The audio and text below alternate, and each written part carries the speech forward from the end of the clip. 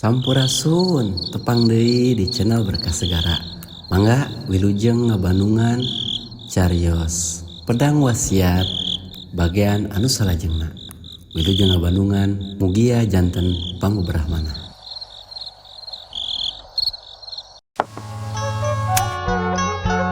Assalamualaikum warahmatullahi wabarakatuh. Sampurasunun wargi-wargi Mang Dedi, baraya-baraya Ki Sunda di saantero jagat di mana bae ayana. Alhamdulillah kiwari Mang Dedi baris maluruh lajenganana carita si Kancil ti Pakidulan baris di paluruh bagian anu ka-20. Sakumaha anu kantos ditaratas dina bagian ka-18.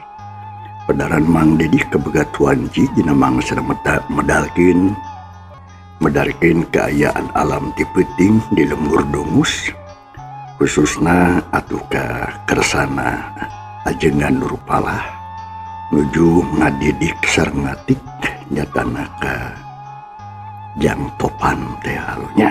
Tah kumaha atuh para baraya sadayana nya langkung pos nama mangga urang sami-sami bandungan ku sadayana.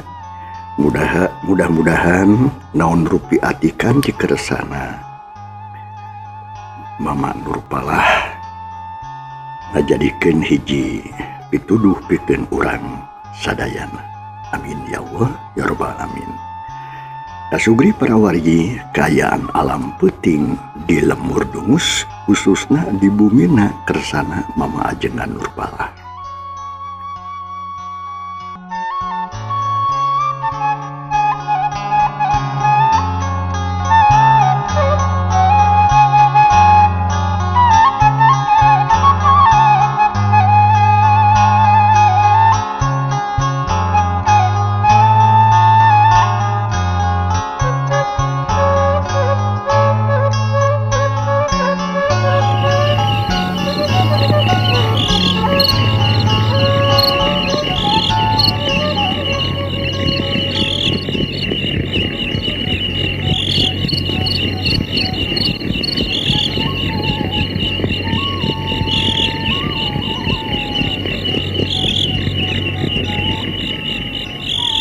Mangsa alam harita teh beuki lila beuki peuting bae marah geus liwati isa.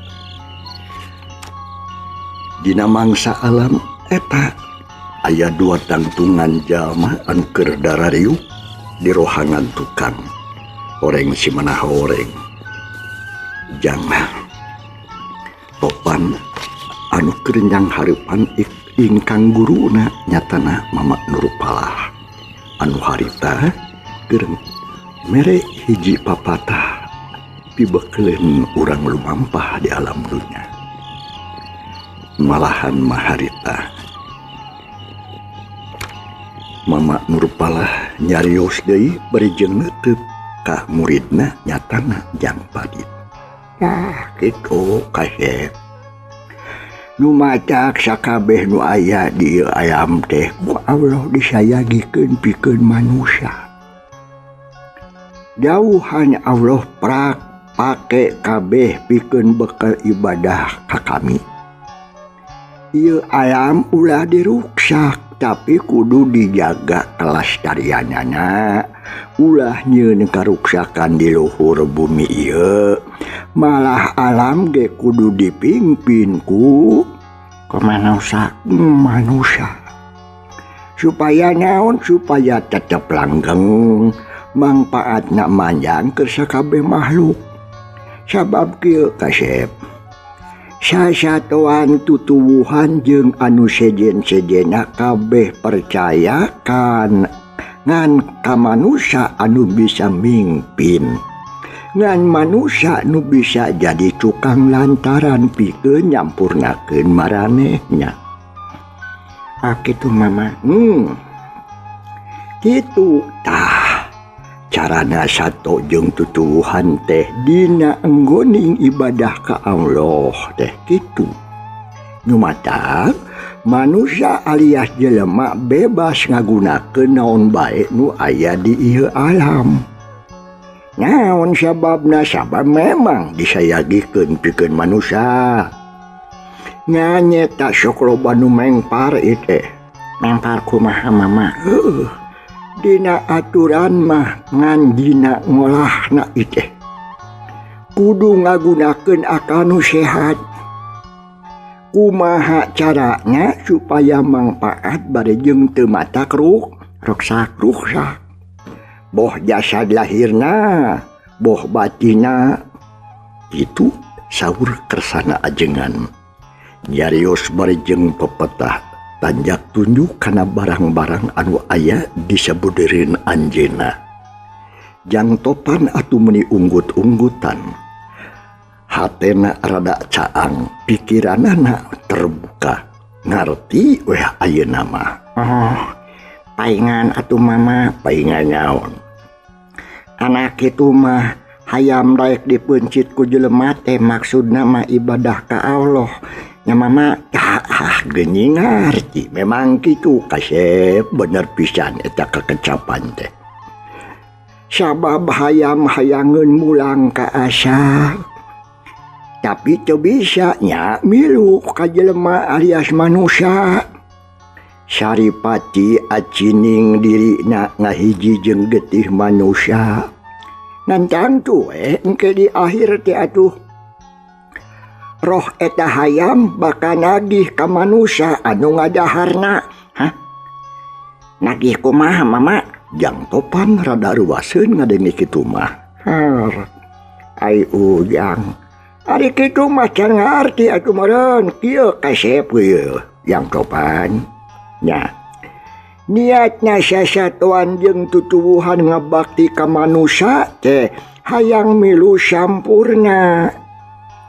Jadi naon rupa anu geus dijaang ku manusia, anu geus digunakeun ku manusia eta bakal nagih, kabeh oge bakal nagih. Nyatanya nagihna teh ka manusia.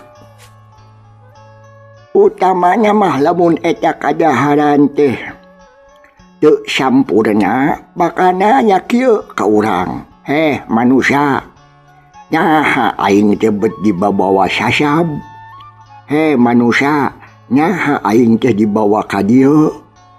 Manusia, nyaha aing teh bisa mulang ka asa? Mana kituna mana buktina yen manusia bisa nyampurnakeun kula? Tah, kitu kasep. Labah dinya pikeun manusia anu teu nyaho kana jalan pangbalikan, anu teu wawuh jeung pangeran, teu nyaho kana tugas hirup, tegasna mah anu teu iman we, teu Islam, teu ibadah jeung teu takwa ka Allah we. Moal bisa ngajawab. Kana eta pananya moal bisa nyampurnakeun sakabeh kadaharan anu geus asup kana beuteungna eta jelema. Moal bisa nyampurnakeun barang-barang anu geus digunakeun salilana ge aya di dunya. Tangtuna ngabige tah bungkem teu bisa nanaon. Iwa tirasa kaduhung anu baris nyiksa. Bakal rasa hanyakal anu bakal nindihan awakna. Sedih, keung, sieun jeung rupa-rupa parasaan nu matakna langsa. Datang harita katambah bakal katemleuheun alias katudingan ku sakabeh anu geus didahar ku manusia ku urang. Sabab kieu kasep sok dengekeun. Mun urang hayang ditanya ku Allah, naon sababna cenah maneh teh bisa mulang? Eta hayam teh celenge. Tah bakal nuduhkeun ka manusia anu jadi cukangna. Akhirna kumaha? Sok manusia kudu nanggung dorakana. Coba we mun ku urang diitung sabaraha taun umur, geus sabaraha ratus nyawa hayam anu didahar ku urang. mangkaning kabeh nagih nyembleuhkeunana teh ka urang cik bakal kumaha jadina tah. Aduh naon ieu teh? Keung mama, bulu punuk abdi meuni muringkak, cek Jang Topan berjengusap beungitna. Dina jeroning hatena istighfar sababaraha kali bakat kusieun. Bisi manehna teu bisa nyampurnakeun kadaharan-kadaharan anu geus asup kana beteungna. Kasep, Jang Topan, abdi mama. Tah eta teh karek tina hayam hungkul. Mangkanding anu didahar ku manusia teh kacida lobana. Hayam, entog, soang, sapi, munding, doma, lauk jeung sajabana. Manyak omo lebun hayamna menang maling matu. Duit anu dipake meuli lauk teh menang nipu deui. Wah. Beki loba nu bakal nagih ka urang. Lumaca kasep barang dahar teh kudu sing apik. Kudu nu halal jeung memeh ngadahar teh kudu inget kanu masihanana. Sakurang-kurangna ngucapkeun bismillah we lah. Tambah deui atuh kulaku lampah, tambah deui ku ibadah, tambah deui ku takwa insyaallah. Jaga di akhir moal berat kudu nagih dah kitu kasep.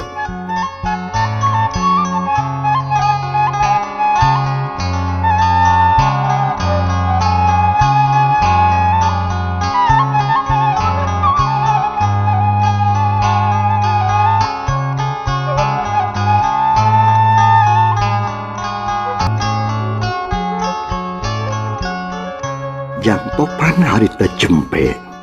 Tarangna kerang kerung hatena nyoba-nyoba atuh ngalanjepan naon rupa sakabeh anu diwajang ku kersa ajengan.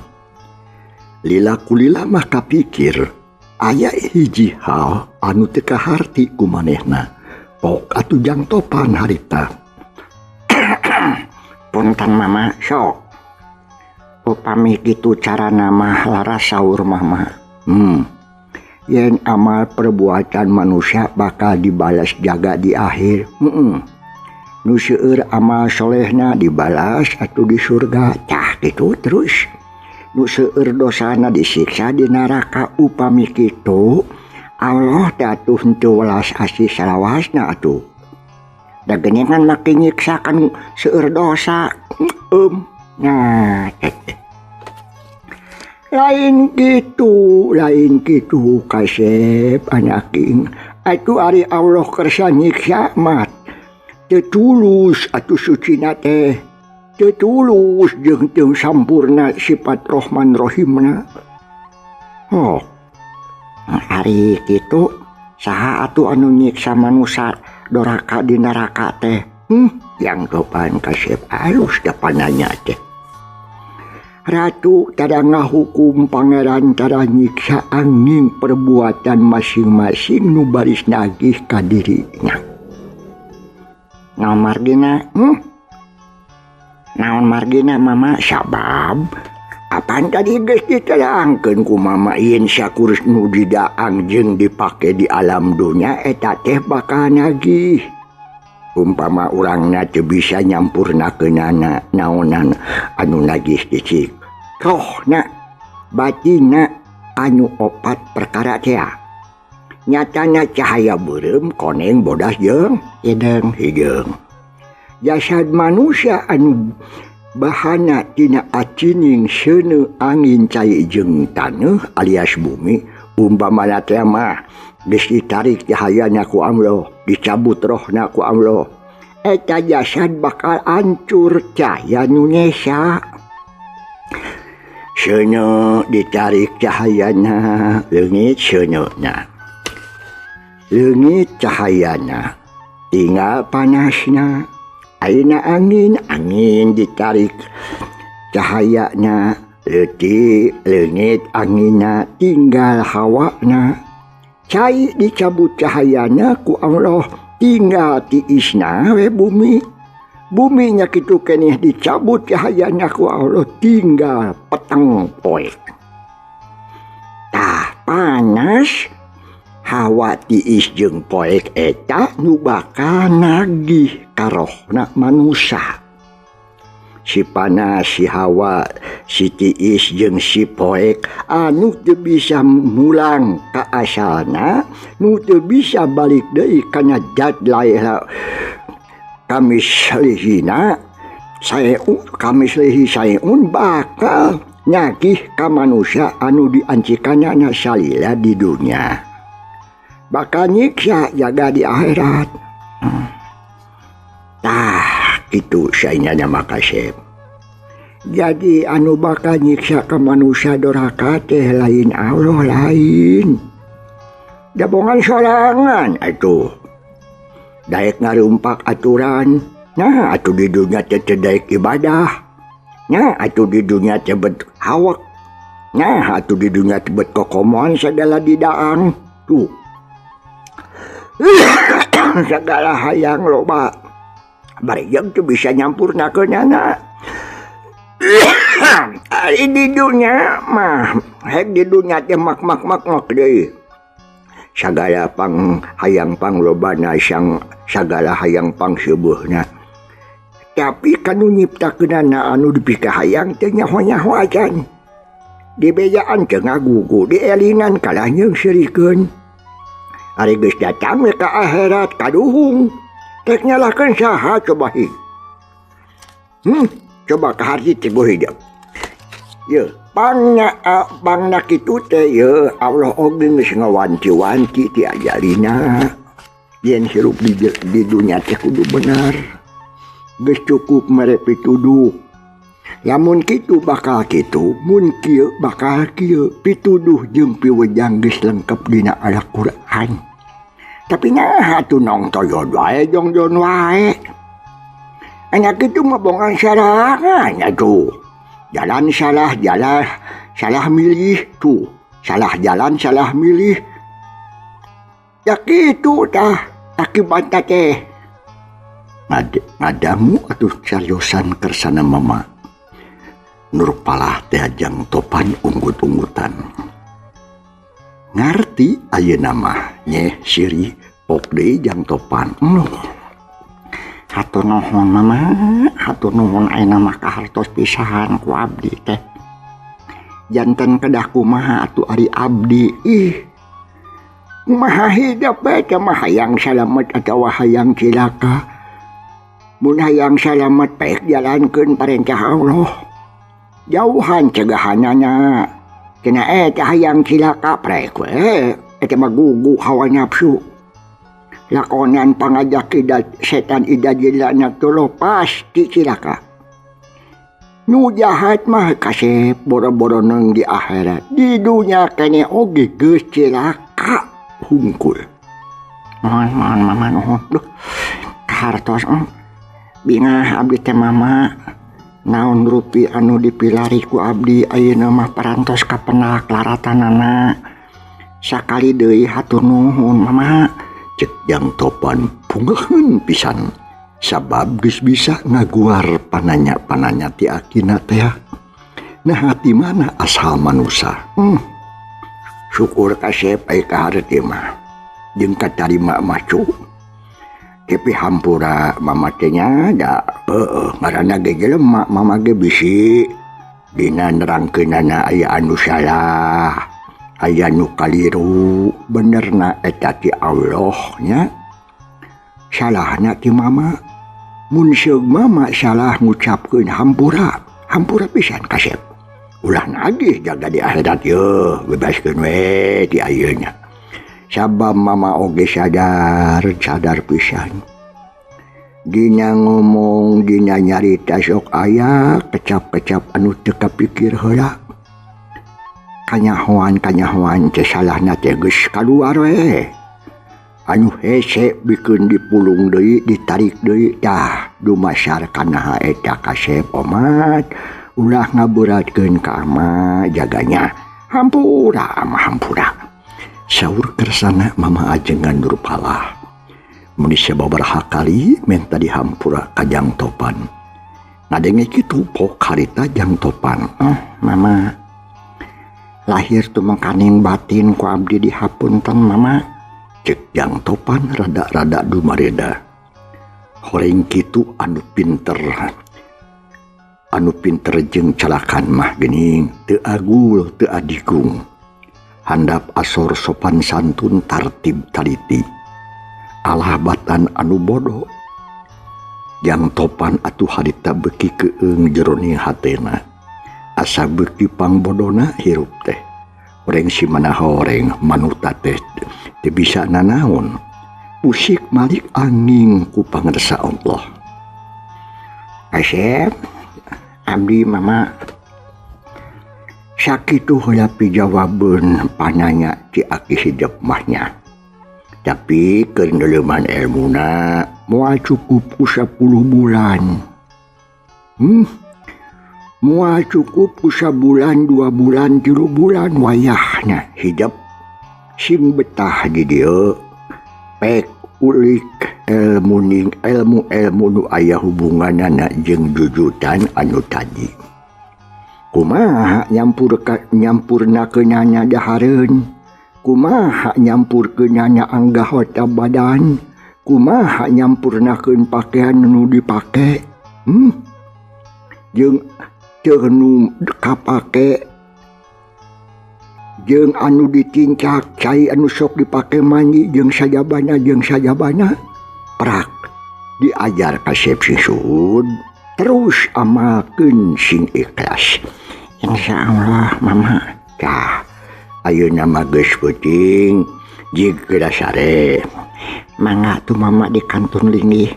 Assalamualaikum. Waalaikumsalam warahmatullahi wabarakatuh. Jang Topan harita cengkat, cangkengna karasa rada ngajeletit, bakat kulila teuing diuk meureun. Jung nangtung terus meuruk ka kamarna, lempang asah ngalayang hampang. Harita teh alam geus peuting pisan, malahan mah geus lawit liwat wanci sareureuh budak. Diburuan menikeun ka simpe, aya eta ge nu kadenge nganukur kitu we sorak beunceuk jeung jangkrik, patembalan jeung baturna.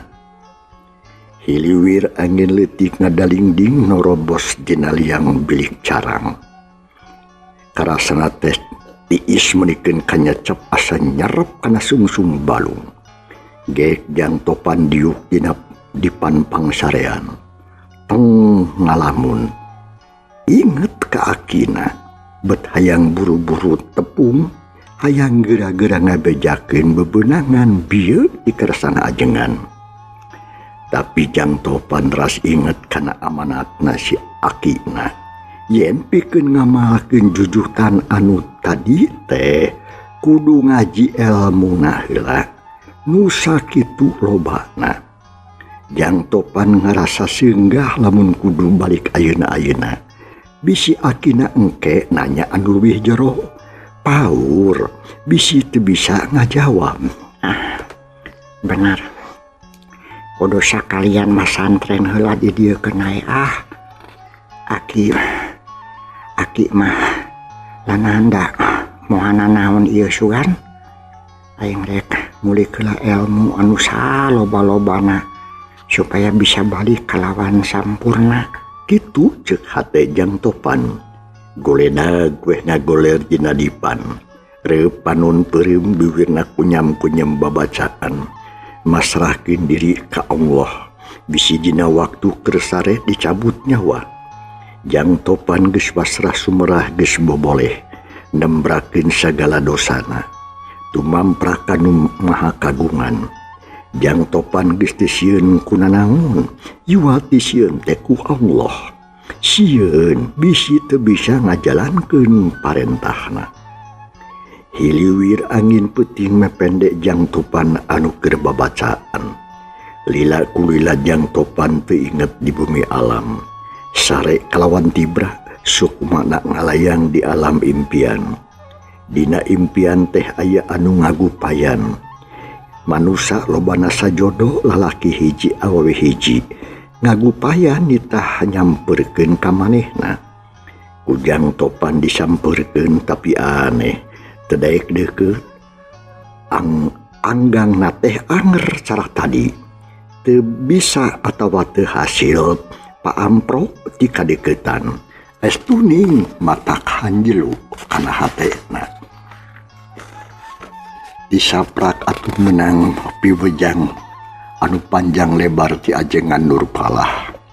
Hate Jang Topan jadi ayem tentrem pinuh ku percaya diri gede sumanget tara kasieun daya kasieun jeung karempan ka Allah beki yakin kana diri beki nyaah sabab nyaho diri teh titipan ti Gusti Nu Maha Suci badan teh kagungan Allah nya ti harita kaum dangu Jang Topan terus-terusan ngulik rupa-rupaning ilmu ti ajengan Nurpalah jaba sok tetelepek ditatanya kababaturan nu saluhureun ilmuna estuning taya kabosen estuning taya kacape berang peuting taya deui anu diuliki wati ngaji jeung ngaji ngaderes muka kitab ngapalkeun anu geus diajarkeun kasugri para wargi cag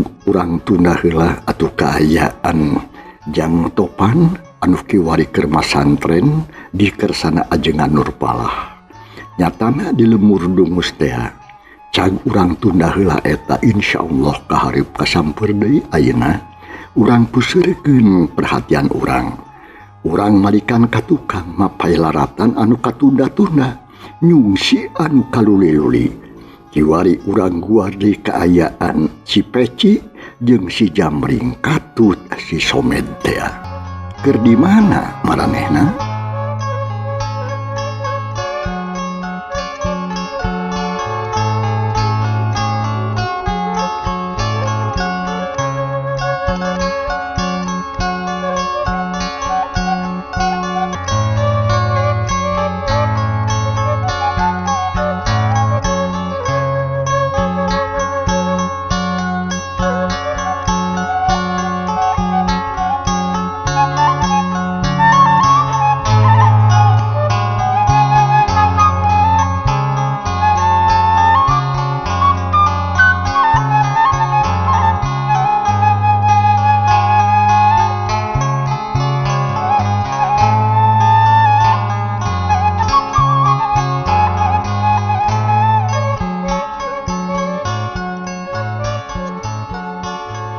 kasubri para wargi tilu jalma ieu tisaprak ngagunasika den wargana jeung Sungkawati eta tilu jelema teh teu barali ka lemurna lain kunanaon tapi kangaran anu boga dosa sok sieun jeung sieun we melang wae hariwang bae bisi kanyahoan cenah kudu wajib kawas ceuk paribasa adu boga dosa mah estuning usik saliring dumadi teh papanggih jeung polisi rarisi papaliwat jeung tentara ngarasa ruas tepang jeung camat ngarenjak tepung jeung kubu ngaranyuk malah teu kaop aya anu ngaringkang harasaan teh ngan ngukunti we ka maranehanana kitu kaum dangu anu karasa ku si Jamring sabatur-batur ngarumasakeun maneh tasmi lampah jahat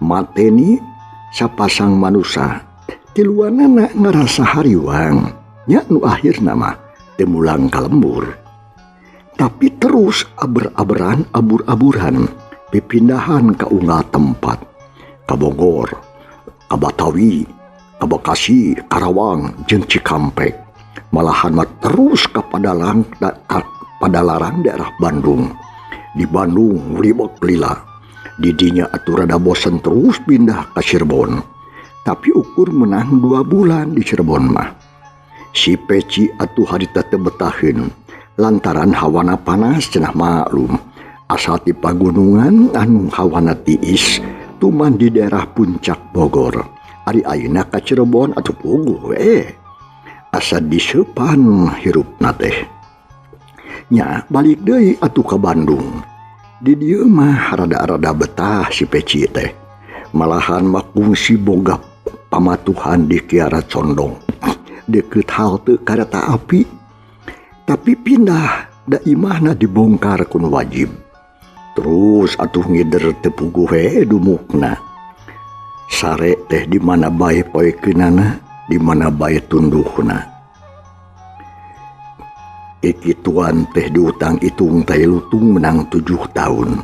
Si Jamring anu ayeuna beda ayeuna mah jeung Bareto. Kitu deui atuh si Somed jeung si Peci beda pisan robahna.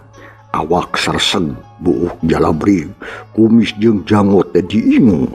Ari papakean nurutan jawara. Kumaha pagaweanana di mana manggih daharna tangtu meureun para kaum dangu tu manya kitu. Nya kapaksa we si Jamring sebatur-batur teh naon bae anu bisa dipilampah. Kumarehna langsung dipigah we urusan kumaha engke. Pokona mah asal manggih dahar we. Bisa meuli pakaian jeung nyumponan kahayangna. Tujuanana basajan pisan. Basana teh asal loba duit buncir pejit. Manggih solobong si anak si berit. Carana tayalian iwati pagawean anu teu make modal. Hasilna gede nyatana jadi tukang catut, tukang copet, malah teu kagok-kagok nodong jeung ngagarong. Teu inggis-inggis maling, teu seunggah ngabongkar imah batur. Kitu kaum dangu kalakuan tilu jalma teh nyatana si Jamring, si Peci katu si Somed. Bang tahun-tahun hirup di kota geus teu inget ka lembur, teu inget ka keluarga. Geus ngeunah kikituan hirupna teh. Nya kocap ning ieu carita jadi dina hiji mangsa. Dan hanya ka mangsa misah waktu cukup lonya cak berupina mah carita orang Tunda lah. Kumaha atuh lajenganana insyaallah mah dedi baris nyungsi bagian anu ka 20 hijina. Hatur nuhun lo kumaha rupi perhatosanana. Lejeng kantun kasadeana. Wassalamualaikum warahmatullahi wabarakatuh.